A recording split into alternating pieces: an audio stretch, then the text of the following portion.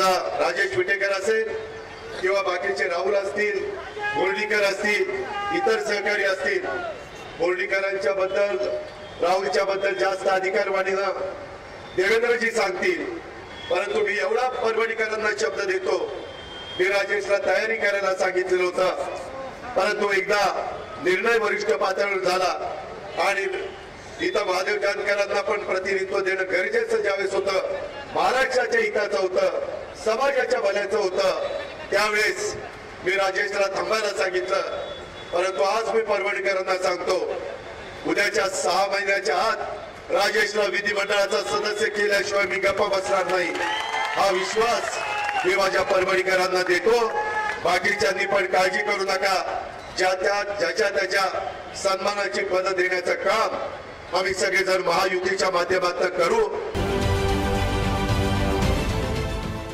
देश विदेशातील प्रत्येक घडामोडींचे लाईव्ह अपडेट मिळवण्यासाठी आता साम टीव्हीच्या सर्व सोशल मीडिया प्लॅटफॉर्मला लाईक, फॉलो आणि सबस्क्राईब करा.